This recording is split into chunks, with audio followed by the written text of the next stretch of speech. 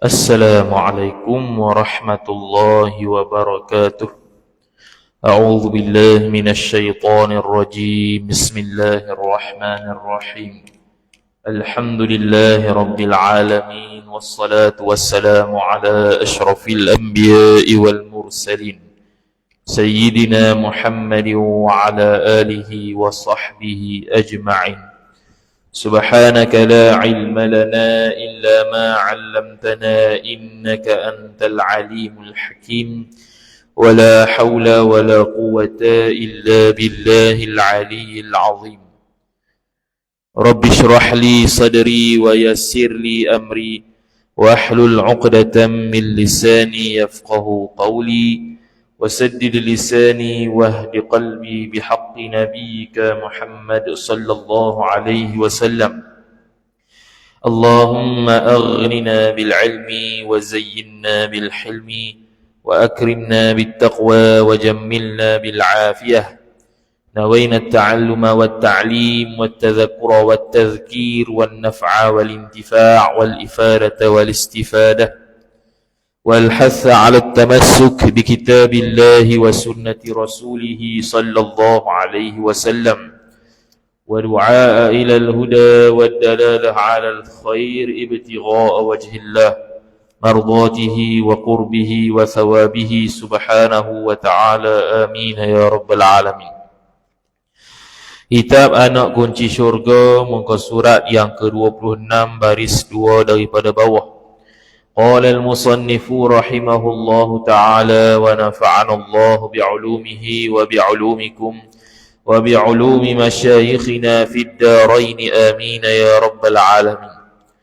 Kata pengarang Al-Syeikh Abdul Qadir bin Abdul Muttalib Al-Mandili Al-Indonesi rahimahullah ta'ala, dan kakinya dan tangannya, maka hendaklah memperbuat ia dan setengah daripadanya berturut-turut.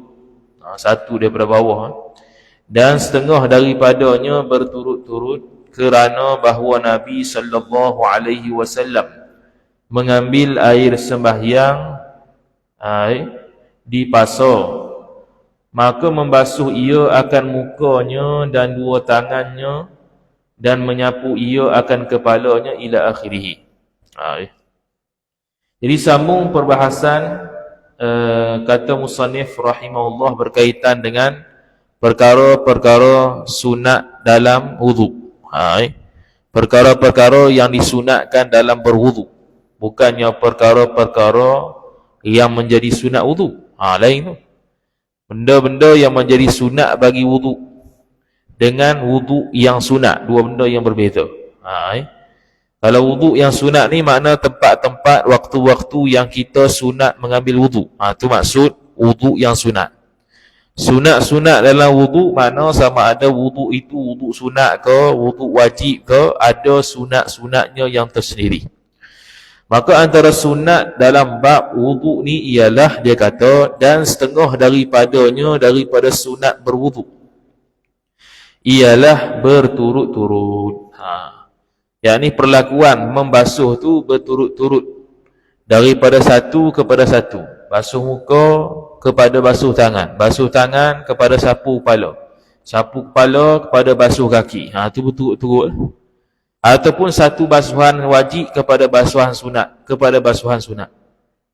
Basuhan yang pertama wajib, basuhan yang kedua sunat, basuhan yang ketiga sunat. Itu pun berturut-turut. Yang kata berturut-turut ni, sekira-kira kalau kita ambil basuh satu bahagian anggota tu, sebelum kita pergi anggota yang kedua, maka dia belum kering. Tu turut-turut lah. Jadi kalau sebelum basuh basuhan yang kedua ataupun anggota yang kedua tu dah kering dah, anggota yang pertama tu kering dah, tu tidak berturut-turut. Tu makna lambat tu sampai kering tu. Kerana bahawa Nabi sallallahu alaihi wasallam mengambil air sembahyang. Ambil sembahyang di mana? Di pasar ke apa? Kitab Melayu. Pasar. Itulah, ingat pasir mana. Mengambil air sembahyang ia Nabi sallallahu alaihi wasallam di pasar. Di pasar pun ada paip nak kata. Kalau zaman dia tak ada paip aku, apa-apalah yang boleh buat ambil semayang tu. Jadi maknanya pasal-pasal kita pun boleh lah nak timbulkan air paip ke. Ada surau tersendiri ke, kut ada semayang sunat duha walaupun pasal kita tu pasal pagi. Boleh wujudkan. Supaya sedang-sedang duk berniaga tu mana tahu peniaga-peniaga nak semayang duha.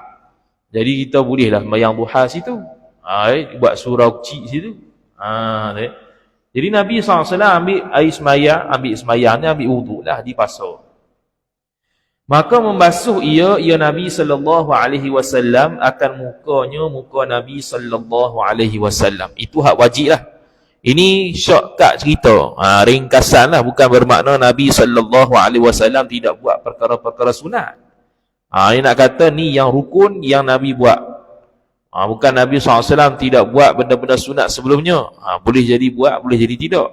Kita ihtimal kata ni kita membuat kebarangkalian kata ini mungkin ringkas cerita. Ringkas cerita daripada asal. Jadi dia basuh muka. Dan dua tangan Nabi SAW. Tu tertib, tu mualak. Berturut-turut. Tertib ni wajib, berturut-turut ni sunat. Beza tertib ni rukun wudu. Tertib tu maksud dia ikut turutan. Basuh muka dulu, basuh tangan dulu, kemudian sapu kepala, kemudian basuh kaki. Itu tertib. Kalau mualak ni berturut-turut dengan sekira-kira tak dan kering lagi anggota tu, kita dah basuh anggota lain. Itu berturut-turut. Kemudian dan menyapu ia Nabi SAW akan kepala Nabi SAW. Dia menyapu kepala. Basuh kepala sah tapi makruh. Kerana tuntutannya suruh menyapu, bukannya suruh basuh. Setiap perkara yang dituntut untuk sapu, dia pi basuh, hukum dia makruh. Setiap perkara yang dituntut suruh basuh, dia pi sapu, tidak sah. Begitu. Jadi sapu ni kurang daripada basuh. Basuh ni lebih daripada sapu. Nak tahu antara basuh dengan sapu, bezanya ialah sapu ni tidak mengalir air.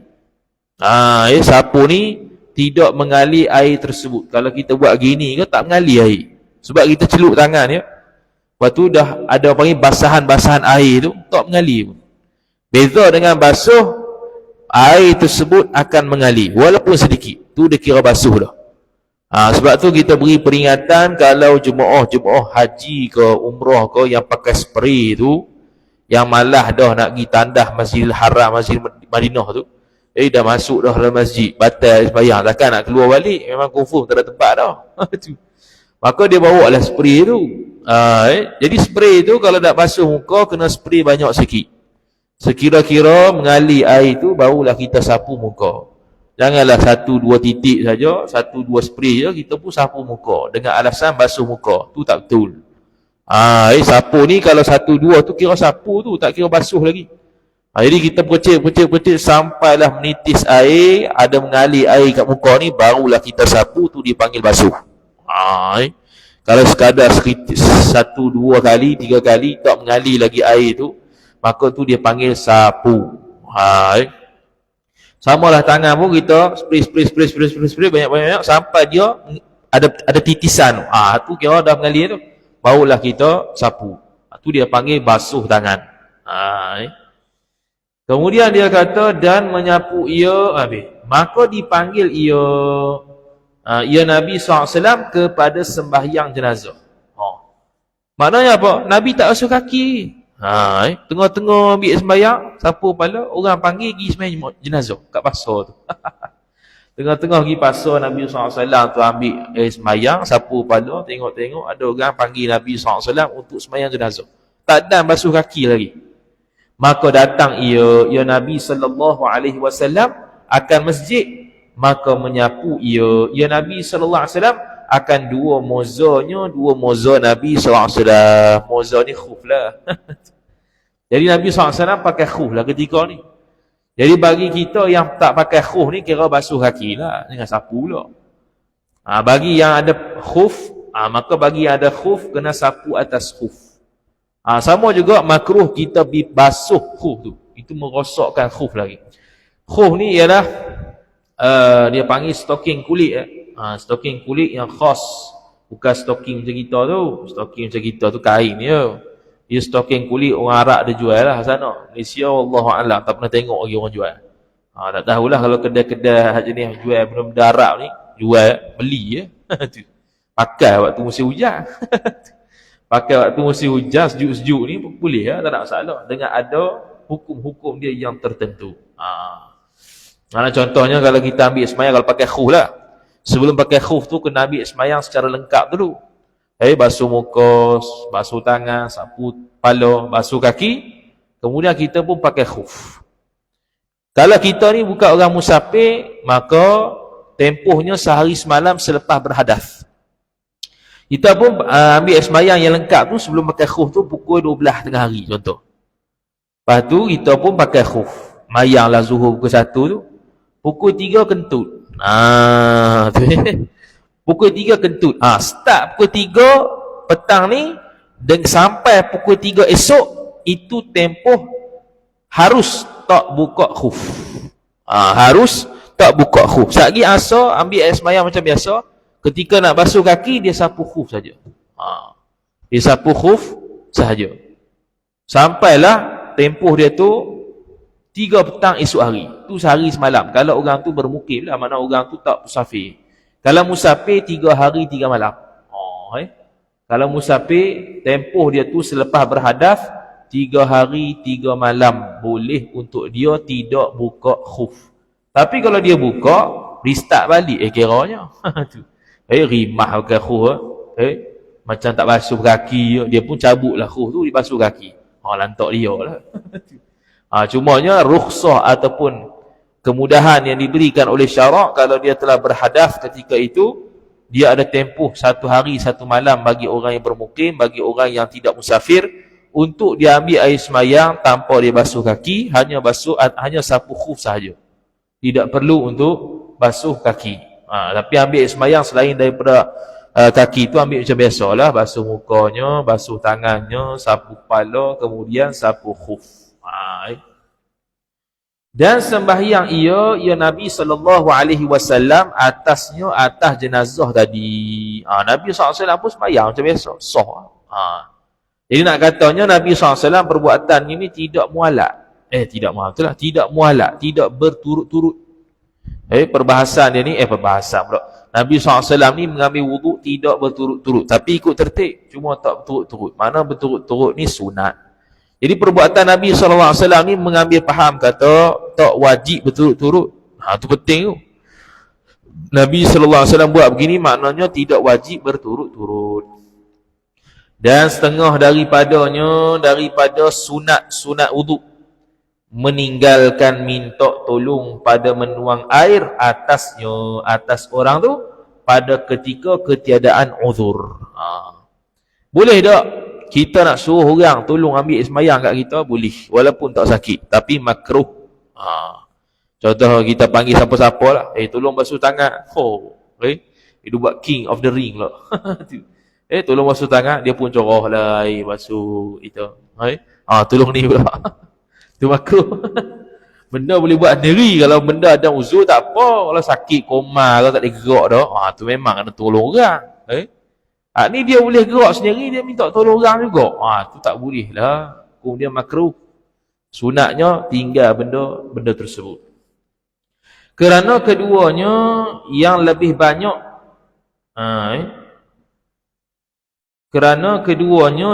banyak pada perbuatan Nabi SAW.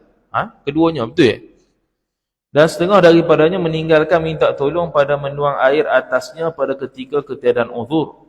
Kerana keduanya yang lebih banyak. Kerana keduanya, kedua mana ni? Kalau zahirnya kedua hak tadi lah, iaitu yang pertamanya Nabi SAW tu dari sudut mualaknya banyak kali Nabi SAW yang tak mualak, dan yang keduanya banyak kali Nabi SAW tak minta tolong pada orang. Kalau kata keduanya situ lah, nak kedua mana lagi? Yang lebih banyak pada perbuatan Nabi SAW. Zahirnya gitu lah. Jadi Nabi SAW meninggalkan minta tolong pada orang, kecuali uzur. Kalau uzur tak apalah. Kalau uzur boleh minta tolong pada orang untuk kita ambil air semayang. Dan setengah daripada sunat berwuduk itu membaca asyhadu an la ilaha illallah wahdah la syarikalah wa asyhadu anna muhammadan abduhu wa rasuluh dan Allahumma ja'alni minat tawwabin waj'alni minal mutatahhirin. Ada tambah lagi waj'alni min ibadikas salihin. Tu dia panggil doa selepas ambil wuduk. Sunat baca 3 kali. Sunat baca 3 kali. Apa-apa yang berkaitan dengan wuduk sunat 3 belaka. Termasuklah doa. Begitu juga sunat untuk baca selepas daripada berwuduk surah Al-Qadr. Inna anzalnahu fi lailatul qadr sampai habis. Wa ma adraka ma lailatul qadr. Lailatul qadri khairum min alfi syahr. Tanazzalul malaikatu warruhu fiha biizni rabbihim min kulli amr. Salamun hiya hatta matla'il fajr. Tu lepas wuduk pun sunat juga. Dan sunat baca 3 kali juga. Begitulah. Begitu juga surah Al-Qadr disebutkan dalam kitab Hasyiah Al-Bajuri ala Fathil Qarib. Disebutkan dalam kitab Matla'il Badrin oleh Syekh Muhammad bin Ismail Al-Fatani, sunat baca surah Al-Qadr pada telinga bayi belah kanan ketika lahir. Supaya ikhtiarnya untuk mengelakkan anak tersebut melakukan zina seumur hidup dia. Tu amalan ulama tu bukannya dalam hadis. Kan cek hadis pula, hadis tak ada. Memang tak ada hadis lah amalan ulama. Kena beza lah. Kemudian baca doa tu kemudian yakni selepas daripada selesai mengambil air sembahyang serta menghadap kiblat. Baca doa tu pula hadap kiblat. Dan ambil air sembahyang dalam keadaan hadap kiblat tu sunat. Jadi kalau boleh ambil bucu-bucu bahagian-bahagian baik yang menghadap kiblat. Elok-elok tu, sunat tu. Dan mengangkatkan 2 tangan seorang. Doa tu sambil angkat tangan. Dan tambah satu lagi, tak sebut, dia tak sebut. Tambah satu lagi sambil tengok ke langit. Doa tu. Hatta orang buta sekalipun sunat mendongak. Kalau dia buta. Tu dalam kitab Hasyiah I'anatul Talibin. Dan ada pun menyapu tengkok. Menyapu tengkok maka iaitu menyapu tengkok bid'ah. Bid'ah mana ni? Bid'ah yang tidak haram, bid'ah yang biasalah. Bukan bid'ah dhalalah finnar. Dan hadisnya, hadis sapu tengkok itu hadis yang direka-reka, dalam kurungan dia buat maudhu', iaitu hadis palsu. Jadi sapu tengkok berlaku khilaf di kalangan ulama. Imam Al-Ghazali rahimahullahu ta'ala sebut hukum dia sunat. Imam Al-Ghazali Hujjatul Islam, salah seorang daripada ulama mazhab Syafi'i yang diperlekehkan sebahagian orang bahawasanya dia banyak meriwayatkan hadis palsu. Maka dihukumkan sunat sapu tengkok. Dan itulah yang berada dalam kitab-kitab tasawuf, biasanya dibahaskan apabila berkaitan dengan wuduk, disunatkan sapu tengkok. Jadi tak ada masalah lah orang-orang tua ke ataupun siapa-siapa nak beramal untuk sapu tengkok. Pandangan kedua, bid'ah. Tidak ada hukum sunat. Itu pandangan Imam Nawawi rahimahullahu ta'ala dalam kitab Al-Majmu' Syarah Al-Muhadzab. Disebutkan hadis yang berkaitan dengan sapu tengkok itu hadis maudhu'. Itu pandangan kedua dalam mazhab Syafi'i. Hukum dia bid'ah. Itu perkara yang berkaitan dengan sunat-sunat wudu. Selesai. Subtopik seterusnya, wallahu a'lam. Selesai. Kemudian subtopik seterusnya, yang membatalkan air sembahyang. Sekarang ni nak bahas pula perkara-perkara yang membatalkan air sembahyang. Fardu ain ni sebab kita berkait dengan sah dan batalnya taharah. Tidak sahnya taharah, tidak sahnya wudu, tidak sahlah sembahyang. Tidak sahlah sembahyang, tidak sahlah ibadat lain. Tidak sahlah ibadat lain, tak sahlah masuk syurga. Begitu lah. Yang membatalkan air sembahyang itu empat perkara. Pertama, keluar sesuatu daripada 2 jalan. Dia buat kurungan qubul dan dubur. 2 benda saja, 2 benda pula. Keluar sesuatu daripada dua jalan, iaitu apa dia? Kubul dan dubur. Sesuatu. Bila kata sesuatu, apa pun keluar, batal. Dia keluar cacing ke, dia keluar air kecing ke, darah ke, nanah ke, berak tahik ke, apa-apa sajalah yang keluar, mazi ke, hukum dia batal. Kecuali air mani, itu tak batal. Sebab apa air mani tak batal? Sebab ada perkara yang lebih besar kewajipan dia berbanding wuduk, iaitu mandi. Bila keluar air mani, dia perlu mandi, maka dia tidak dikirakan sebagai perkara yang membatalkan air wuduk, kerana ada perkara yang lebih besar kewajipan dia berbanding wuduk, iaitu mandi. Jadi contoh, kalau seseorang itu dia ambil air semayang, dia ambil air semayang, dia pun keluar mani. Saya saja berdiri keluar mani. Maka batal dah air semayang? Tak batal. Dia boleh tak mandi? Boleh mandi. Dan selepas mandi, boleh tak dia pakai wuduk tadi? Boleh, sebab dia tidak batal wuduk. Kalau dia mandi itu dalam keadaan tak sentuh tangan dia kat kemaluan lah, ataupun tidak berlaku perkara-perkara yang membatalkan wuduk, boleh dia ambil wuduk tadi untuk pakai semayang, sebab wuduk dia tidak batal. Jadi keluar air mani, wuduknya tidak batal. Tu contoh masalah ya. Ataupun dia tidur dalam keadaan duduk ke, dia mimpi-mimpi keluar mani. Dalam keadaan tidur begitu tidak membatalkan wuduk, dia pun mandi wajib. Dia pun basuhlah seluruh tubuh tanpa dia menyentuh tangan dia tu ke kemaluan dia. Maka tak batal lah wuduk dia tu, boleh pakai wuduk tadi untuk sembahyang. Okay. Kemudian kata musannif rahimahullah subhanahu wa ta'ala, kerana firman Allah Ta'ala, au jaa ahadun minkum minal ghaidha. Tu surah An-Nisa tu nombor 4 tu dia, kalau kita jawi 443. Mana surah An-Nisa surah yang keempat ayat yang ke-43. Artinya arti firman Allah Ta'ala, atau datang seorang daripada kamu daripada tempat qada hajat. Dia terjemah tu, terjemah lapik tu. Macam mana? Al-Maidah. Itu surah Fatihah. Betul lah Maidah. Terbalik. Kalau ikut lepas surah Al-Imran, Maidah ke Nisa? Rasa macam An-Nisa. Tak apalah tu, tengok balik ya. Kalau nombor 4 rasa lepas Al-Imran, An-Nisa, baru Al-Maidah. Sebab dia tulis nombor 4 sini. Nombor 4 tu kira surah keempat lah. Fatihah tu surah pertama, lepas tu Baqarah, lepas tu Ali Imran, lepas tu rasa lepas Baqarah, lepas Ali Imran, An-Nisa saja, baru Al-Maidah. Tak apalah, tengok balik. Tu surah sama ada ni penomboran silap ataupun kita silap. Tu ya.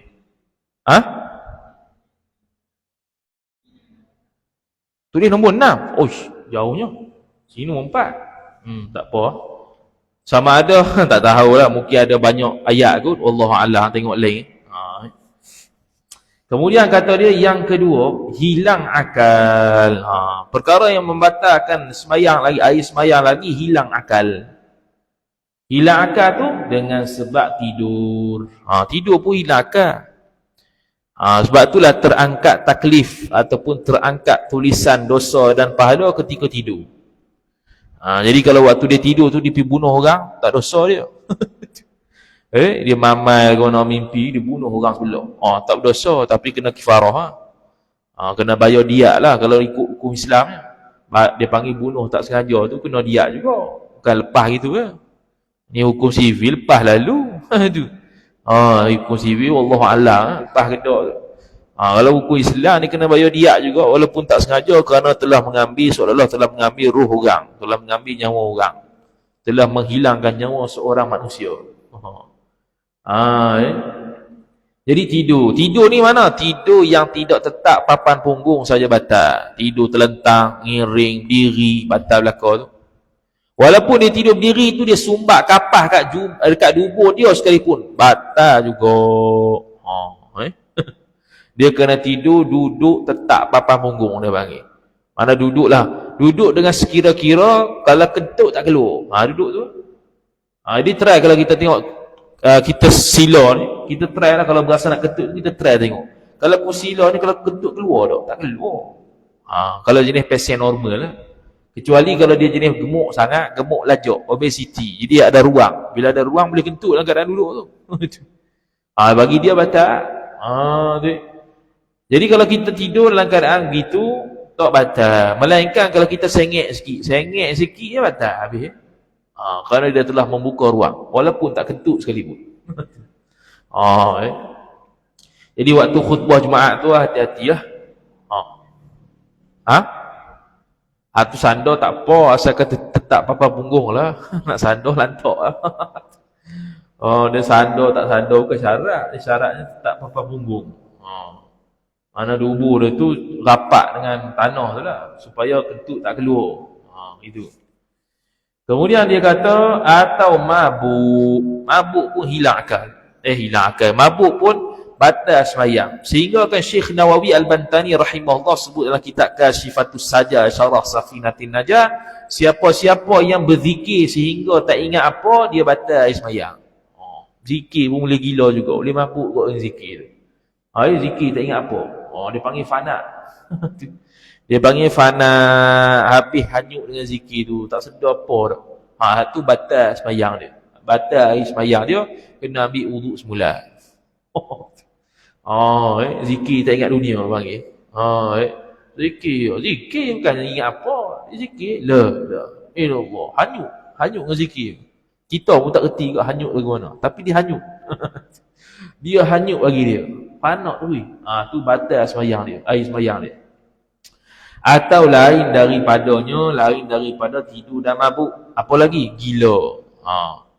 Dia tengah ambil sembahyang, lepas habis sembahyang, dia pun gila, batal sembahyang dia tu. Hilang akal, batal sembahyang. Cuma hilang akal, satu lagi, pengsan, hitam, sama.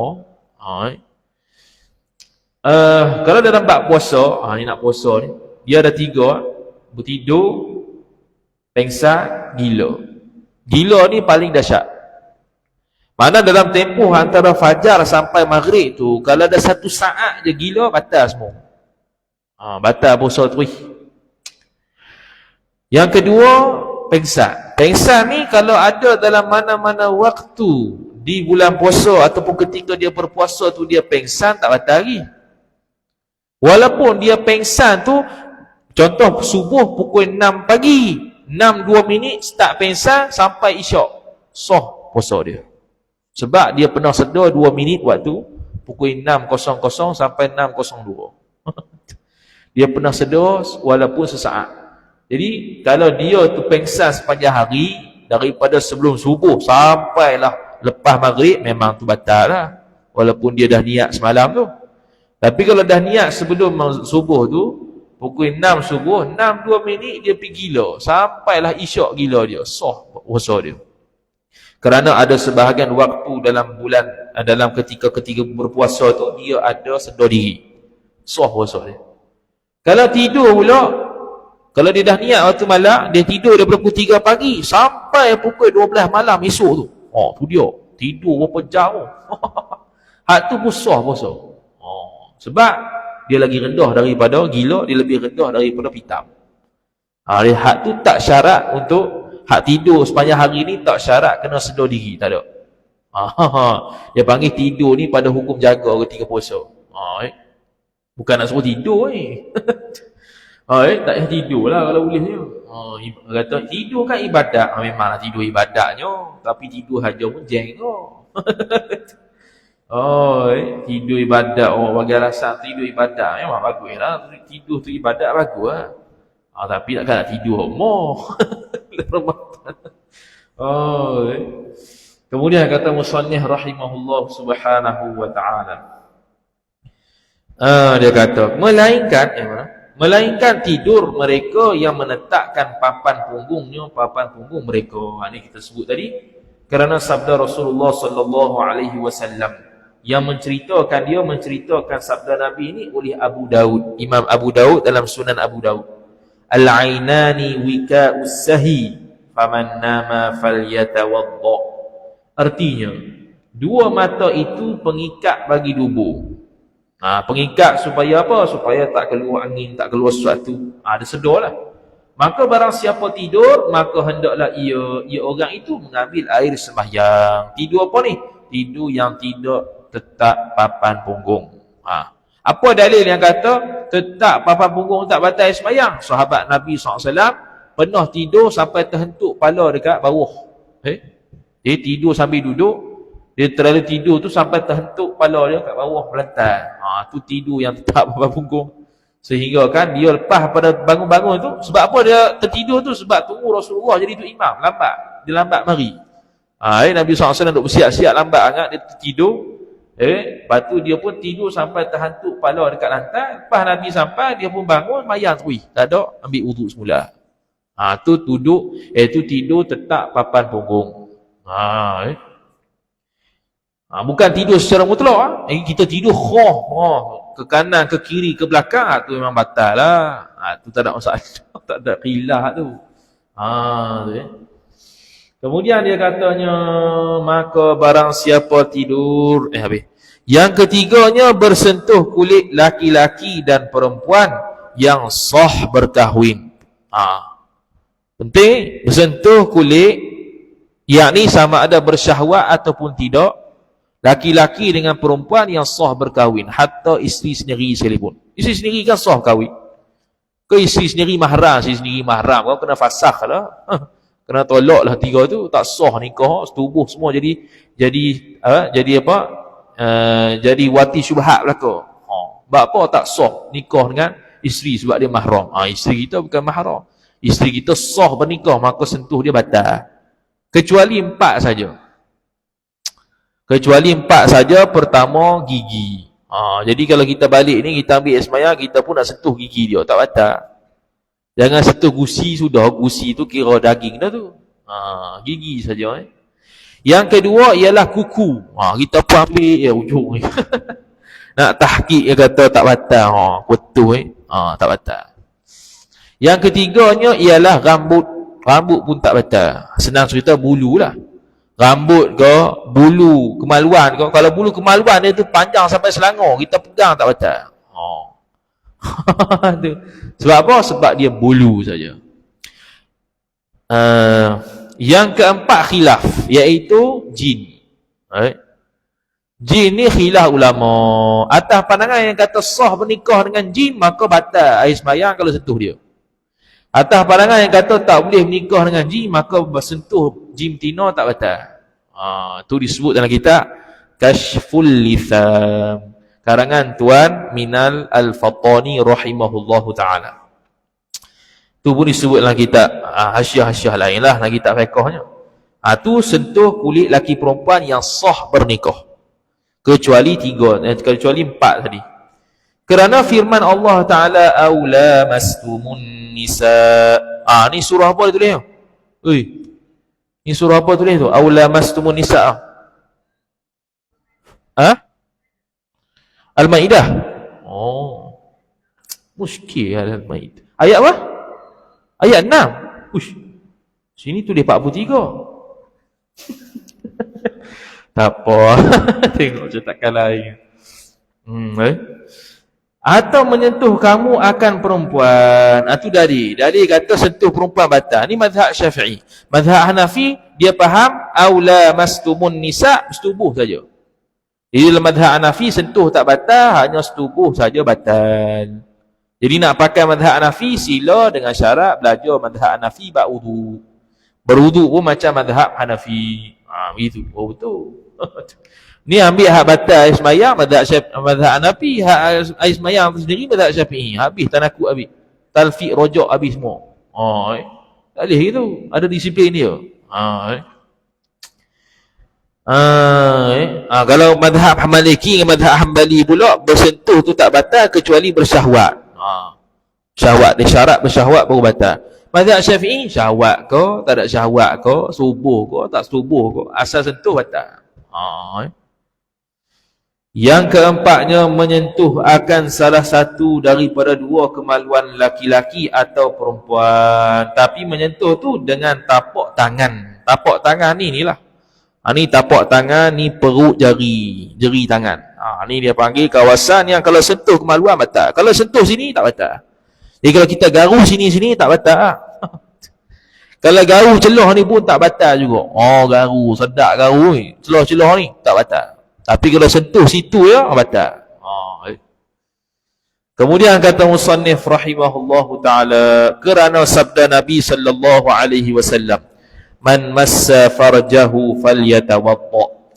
Artinya barang siapa menyentuh akan kemaluannya, kemaluan barang siapa, maka hendaklah mengambil air sembahyang ia barang siapa tadi. Kena ambil wuduk semula.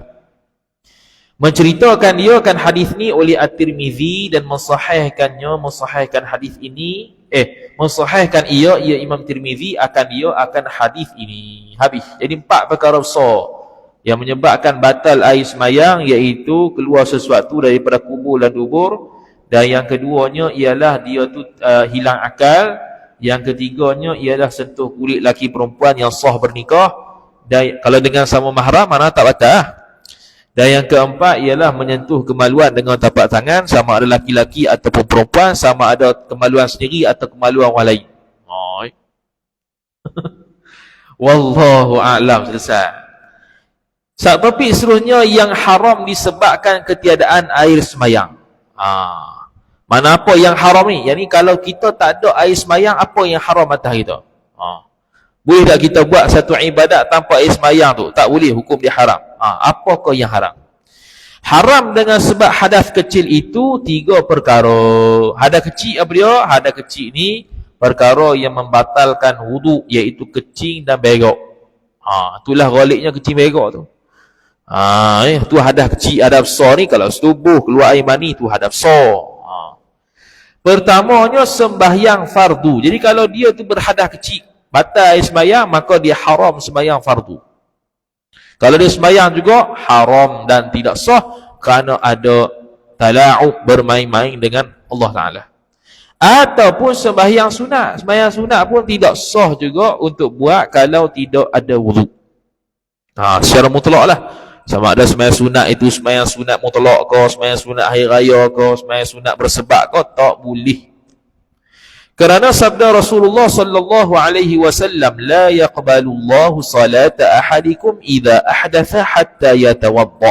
Arti sabda Nabi sallallahu alaihi wasallam, tiada menerima Allah Taala akan sembahyang seorang kamu apabila berhadas ia seorang kamu, hingga mengambil air sembahyang ia seorang kamu. Noktah, selesai.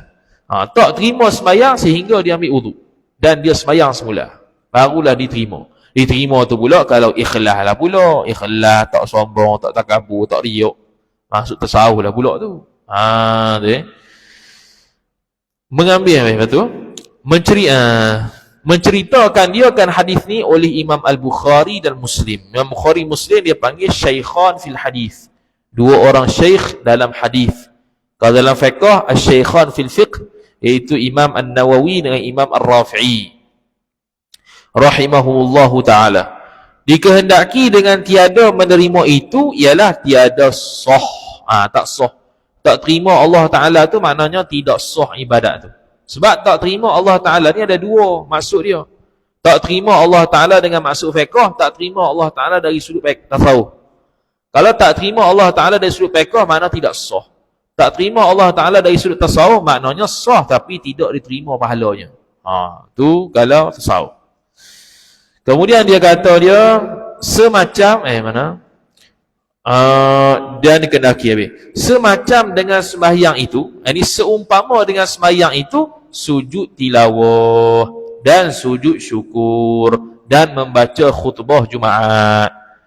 Jadi sujud tilawah dia kata pada makna sembahyang. Sebab apa pada makna sembahyang? Kerana dia adalah salah satu daripada rukun sembahyang, iaitu sujud. Maka sujud tilawah pun dikaitkan dengan sembahyang. Bila dikaitkan dengan sembahyang, maka apa-apa yang menjadi syarat sah sembahyang, itu juga menjadi syarat sah sujud tilawah. Maka dia kena berwuduk, menutup aurat, hadap kiblat dan sebagainya. Sama juga sujud syukur. Sujud tilawah tu dia sujud yang disujudkan, yang disunatkan sujud ketika membaca ayat-ayat yang disunatkan sujud sejadah, dia panggil. Sujud sejadah ni asal dia ayat surah As-Sajadah tu. Sebab dia pagi Jumaat tu biasa orang baca surah As-Sajdah, maka dia kena sujud sahwi sujud tilawah ketika rakaat pertama sembahyang subuh Jumaat. Maka terkenallah sujud sejadah dia panggil. Asalnya sujud tilawah. Kalau dalam Quran tu yang macam ada kubah tu, tu sunat untuk sujud lah tu. Sujud tilawah dia panggil. Sujud syukur pula ialah sujud apabila kita mendapat nikmat yang tak disangka-sangka. Bukannya nikmat yang disangka-sangka. Ni ada orang peseng lepas mayang dia sujud. Lepas tu kata apa sujud apa ni? Sujud syukur. Apa sujud syukur? Tiap waktu semayang sebab bersyukur aku hidup lagi. Tu tak boleh tu. Itu nikmat yang biasa dah maklum. Aku hidup lagi. Itu maklum lah. Bukannya tak sangka-sangka. Tak sangkanya aku hidup lagi. Bukan. Tu kalau nak mampu dah. Nak mati dah. Tiba-tiba hidup lagi. Baru sujud syukur. Ni sihat elok, sihat elok tak sujud syukur. Tak boleh tuntut sujud syukur ketika tu. Ni nak mati je. Nak mati. Tiba-tiba hidup lagi. Sujud syukur tu baru betul. Tu nikmat yang tak disangka-sangka. Sebab doktor kata nak meninggal dah. Tiba-tiba hidup lagi. Kawan tu hidup lagi seronok. Orang lain hidup lagi. Allah hidup lagi kawan ni. Sujud syukur ni adalah sujud yang ketika mana dibuat ketika mendapat nikmat yang tak disangka-sangka. Contohnya mendapat satu kejayaan ke, mendapat sembuh daripada penyakit ke, apa-apalah. Maka tu nikmat yang tak disangka-sangka. Dapat kerja yang bagus ke, nikmat yang tak disangka-sangka. Dan syaratnya macam biasa, hadap kiblat, kena ada wudu, kena tutup aurat dan sebagainya. Macam sembahyang. Jadi kalau sujud syukur main bola tu, kalau pakai seluar pendek tak sah lah. Tambah pula tak ada kiblat, tak sah dah tu sejak awal. Ngarut dah tu. Dan membaca khutbah. Baca khutbah pun macam sembahyang, kena tutup aurat, kena ada wudu dan sebagainya. Tak boleh tanggung najis dan sebagainya. Macam syarat-syarat sah sembahyang. Tu syarat khutbah Jumaat. Ketika mana khutbah Jumaat. Habis tu perkara yang haram dengan sebab berhadas kecil. Yang kedua, tawaf fardu dan tawaf sunat. Tawaf fardu dan tawaf sunat pun haram ketika mana tak ada wudu. Tawaf fardu tu tawaf nak pergi umrah ke, tawaf haji ke. Tawaf sunat tawaf saja. Tawaf ni 7 kali pusingan kat Mekah tu dah. 7 kali pusing. Lengah kat pusing tu. Kalau dekat tak lengah lah, jauh lengah. Sekarang ni ada kereta dah, boleh naik kereta pun boleh, nak jalan bawah pun boleh, tawaf tu. Kerana sabda Rasulullah sallallahu alaihi wasallam, at-tawafu salatun illa anna Allah ahalla fihi al-kalama faman takallama fala yatakallamu illa bi khairin. Artinya bermula tawaf itu seperti sembahyang. Wallahu taala a'lam. أعوذ بالله من الشيطان الرجيم. بسم الله الرحمن الرحيم. الحمد لله رب العالمين والصلاة والسلام على أشرف الأنبياء والمرسلين سيدنا محمد وعلى آله وصحبه أجمعين. اللهم زرنا علما وارزقنا فهما. اللهم زرنا علما وارزقنا فهما. اللهم زرنا علما وارزقنا فهما. وصلى الله على سيدنا محمد وعلى آله وصحبه وبارك وسلم. Walhamdulillahi Rabbil Alamin. Wassalamualaikum warahmatullahi wabarakatuh.